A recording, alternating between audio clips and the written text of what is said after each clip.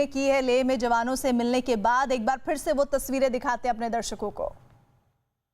क्योंकि जिस वीरता के साथ आपने लड़ाई लड़ी, और मैंने कुछ दिन पहले भी कहा था कि जो वीर हमें छोड़ के चले गए हैं वे भी ऐसे ही नहीं है। आप सबने मिलकर के करारा जवाब भी दिया। शायद आप घायल है, अस्पताल में है, इसलिए शायद आपको अंदाज नहीं आता होगा, लेकिन 130 करोड़ देशवासी आपके प्रति बहुत ही गौरव अनुभव करते हैं।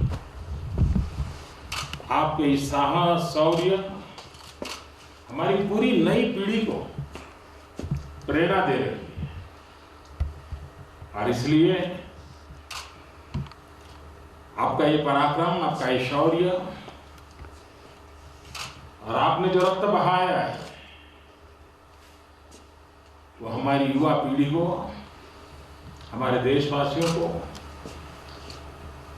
आने वाले लंबे अरसे तक प्रेरणा देता रहेगा।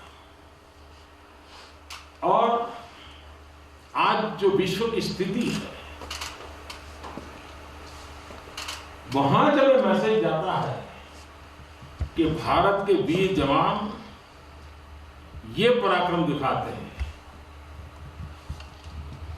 ऐसी ऐसी शक्तियों और शक्तियों के सामने दिखाते हैं, तब तो दुनिया भी जानने को बड़ा इच्छुक रहती है कि नौजवान है कौन, उनकी ट्रेनिंग क्या है, उनका त्याग कितना ऊंचा है, इनका कमिटमेंट कितना बढ़िया है।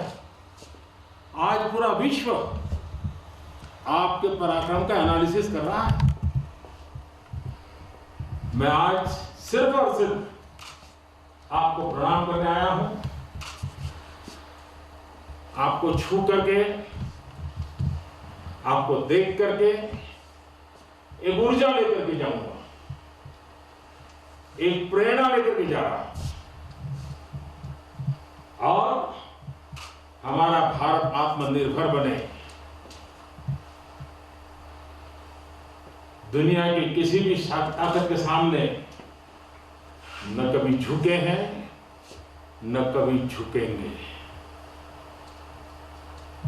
और ये बात मैं बोल पा रहा हूं आप जैसे वीर पराक्रमी साथियों के कारण।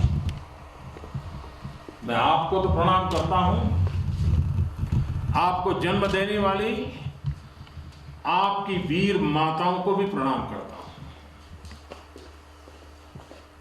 शत शत नमन करता हूं माताओं को, जिन्होंने आप जैसे वीर योद्धाओं को जन्म दिया है, पाला पोसा है, लालन पालन किया है और देश के लिए दे दिया है। उन माताओं का जितना गौरव करें, उनको जितना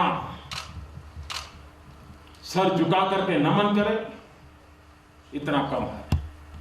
फिर एक बार साथियों, आप बहुत जल्द ठीक हो जाए, स्वास्थ्य लाभ हो, और पुनश्च हरिओम, पुनश्च हरिओम। इसी मिजाज के साथ आओ हम सब मिल करके चल पड़ेंगे। भारत माता की जय। और लेह दौरे के बाद पीएम मोदी दिल्ली में भी बैठक करेंगे। पीएम मोदी के साथ इस बैठक में गृह मंत्री, रक्षा मंत्री, विदेश मंत्री के साथ एनएसए भी शामिल रहेंगे। और ये कहा जा रहा है कि लेह में उनके दौरे के बाद ये महत्वपूर्ण बैठक होने जा रही है, जिसमें गृह मंत्री, रक्षा मंत्री, विदेश मंत्री और एनएसए शामिल होंगे। और साथ ही कोई बड़ा रणनीतिक फैसला भी चीन और भारत के साथ जो तनाव लगातार बरकरार है उस पर भारत ले सकता है। और पीएम मोदी के लद्दाख दौरे को गृह मंत्री अमित शाह ने जवानों का हौसला बढ़ाने वाला कदम बताया। अमित शाह ने ट्वीट किया आगे रहकर नेतृत्व करते हुए प्रधानमंत्री नरेंद्र मोदी जी लद्दाख के फॉरवर्ड पोस्ट पर हमारी थल सेना, वायुसेना और आईटीबीपी के बहादुर और साहसी जवानों के बीच पहुंचे। माननीय पीएम का ये दौरा निश्चित तौर पर हमारे दिलेर जवानों का हौसला बढ़ाएगा। और पीएम मोदी के लेह दौरे पर रक्षा मंत्री राजनाथ सिंह ने भी ट्वीट किया, भारतीय सेना के रहते देश की सीमाएं हमेशा सुरक्षित रही हैं। प्रधानमंत्री श्री नरेंद्र मोदी का आज लद्दाख जाकर सेना के जवानों से भेंट करना, उनका उत्साह वर्धन करने से निश्चित रूप से सेना का मनोबल और ऊंचा हुआ है। मैं प्रधानमंत्री जी के इस कदम की सराहना करते हुए उन्हें धन्यवाद देता हूं। इधर केंद्रीय मंत्री प्रकाश जावड़ेकर ने भी पीएम मोदी के लेह दौरे पर ट्वीट किया, पूरा देश आपके साथ है। हमारे साहसी प्रधानमंत्री नरेंद्र मोदी का संदेश पहुंचाने के लिए वो लेह पहुंचे हैं। पीएम और हमारे बहादुर जवानों को सलाम। हमें नाज है अपनी सेना और अपने नायक पर। जय हिंद की सेना, जय हिंद के नायक। लेह दौरे पर पहुंचे पीएम मोदी ने बिना नाम लिए चीन पर कड़ा प्रहार किया है। पीएम ने कहा है कि ये युग विस्तारवाद का नहीं है, विकासवाद का है। पीएम ने यह भी कहा कि विस्तारवाद से सिर्फ विनाश ही आया है। बीती शताब्दियों में विस्तारवाद ने ही मानवता का सबसे ज्यादा हित किया, मानवता को विनाश करने का प्रयास किया। विस्तारवाद की जीत जब किसी पर सवार हुई है, उसने हमेशा विश्व शांति के सामने खतरा पैदा किया है। और साथियों, ये न भूले, इतिहास गवाह है कि ऐसी ताकतें मिट गई हैं। आप उसी धरती के वीर हैं जिसने हजारों वर्षों से अनेकों आक्रांताओं के हमलों को, अत्याचारों का मुंह तोड़ जवाब दिया है। हम, और ये हमारी पहचान है, हम वो लोग हैं जो बांसुरीधारी कृष्ण की पूजा करते हैं, तो हम वही लोग हैं जो सुदर्शन चक्रधारी कृष्ण को भी आदर्श मान करके चलते हैं।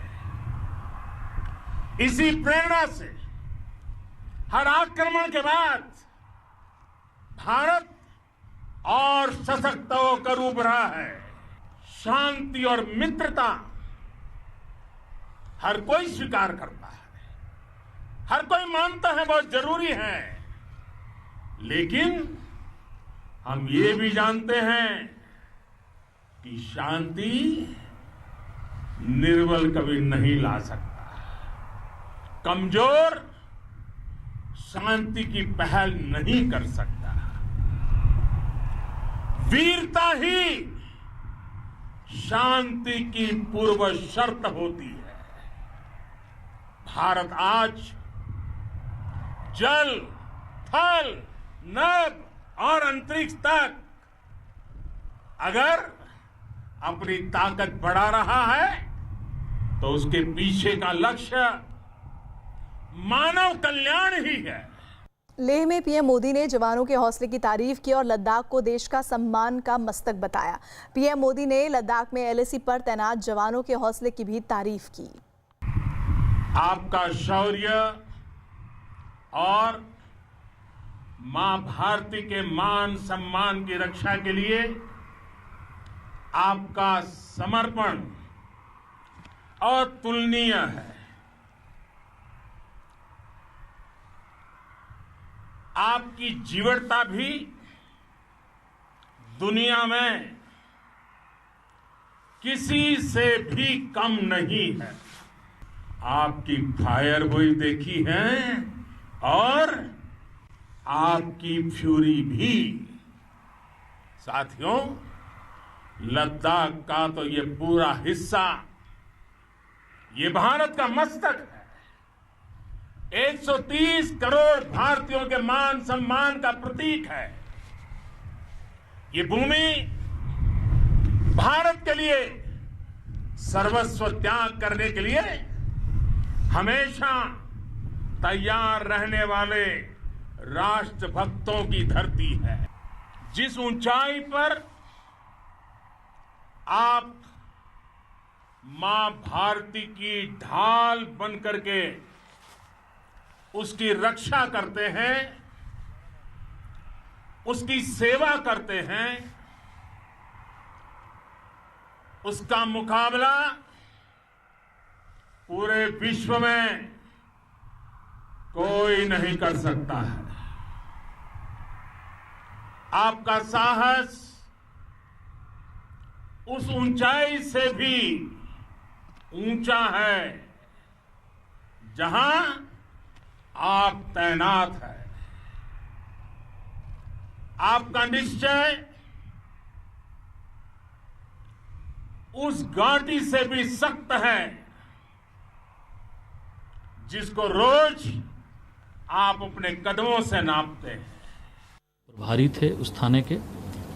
जीडी पर जो आरक्षी राधा मोहन सिंह, आरक्षी दीपक खटाना और जो गार्ड ड्यूटी पर थे रिक्रूट आरक्षी, उनको निलंबित कर दिया गया। इसके अतिरिक्त निरीक्षक श्री ब्रजेश कुमार यादव जो प्रभारी गोमती नगर विस्तार थे, उनको भी निलंबित करने की रिपोर्ट प्रेषित की गई है, कार्रवाई की जा रही है। ये दो गंभीर घटनाएं हुई हैं। इसके अतिरिक्त एसटीएफ ने एक 50,000 रुपये इनामिया को मुठभेड़ में उनके साथ मुठभेड़ हुई। उसमें अलीगढ़ थाना टप्पल क्षेत्र में ये मुठभेड़ हुई है और इसमें जो अपराधी था उसकी मृत्यु हो गई है। 50,000 रुपये का कई अभियोगों में वांछित था और एक्सल गैंग का यह अपराधी बबलू उर्फ गंजा निवासी करौली दबुआ कॉलोनी कस्बा थाना बल्लभगढ़ जनपद फरीदाबाद का निवासी था। इसे एसटीएफ ने मार गिराने। और आइए खबरों में आगे बढ़ जाते हैं। भारी बारिश की वजह से देश में कई जगहों पर बाढ़ के हालात पर चर्चा के लिए गृह मंत्री अमित शाह अहम बैठक कर रहे हैं। इस बैठक में गृह मंत्रालय, एनडीआरएफ और एसडीआरएफ के अधिकारी शामिल हैं। बैठक में बाढ़ को लेकर तैयारियों की जानकारी साझा की जा रही है। तो ये इस वक्त अहम खबर आ रही है। गृह मंत्रालय की तरफ से जानकारी है कि भारी बारिश की वजह से देश में कई जगहों पर बाढ़ के हालात बने हुए हैं और इसी पर चर्चा के लिए गृह मंत्री अमित शाह ने अहम बैठक बुलाई है। और इस बैठक में गृह मंत्रालय, एनडीआरएफ और एसडीआरएफ के अधिकारी शामिल हैं। देश में इस वक्त कई राज्य ऐसे हैं जो बाढ़ के हालात से जूझ रहे हैं और बाढ़ को लेकर तैयारियों की जानकारी साझा करने के लिए इस वक्त गृह मंत्री अमित शाह एक बैठक कर रहे हैं, जिसमें गृह मंत्रालय, एनडीआरएफ, एसडीआरएफ की टीमें जुटी हुई हैं, क्योंकि लगातार कई ऐसे राज्य हैं जहां पर बाढ़ इस वक्त विकराल रूप में। अमित पांडे हमारे साथ, हमारे सहयोगी जुड़ रहे हैं। अमित, क्या विशेष किसी राज्य की भी बात है या पूरे देश में बाढ़ के संकट को लेकर चर्चा है? देखिए, जिस तरीके से बाढ़ का मौसम शुरू होने वाला है और अलग अलग राज्य इसमें प्रभावित होते हैं, जैसे बिहार है, असम है, उत्तर प्रदेश के कुछ हिस्से हैं, इसके अलावा देश के अन्य हिस्से हैं, तो उनको लेकर देश भर में क्या तैयारियां की गई हैं, इसको लेकर गृह मंत्री अमित शाह ने बैठक बुलाई है। और इस बैठक में उन प्रदेशों के नुमाइंदे हैं, स्टेट डिजास्टर रिलीफ फोर्स के नुमाइंदे हैं, इसके अलावा नेशनल डिजास्टर रिलीफ फोर्स के भी नुमाइंदे हैं। तो कुल मिलाकर बाढ़ के हालात को देखते हुए किस तरीके की तैयारी होनी चाहिए, उस रणनीति पर चर्चा हो रही है। और इसके अलावा राज्यों को किस तरीके से समुचित मदद मुहैया करवाई जाए, इस पर भी रणनीति बनाई जा रही है। जी बिल्कुल अमित, नजर बनाए रखिए आप।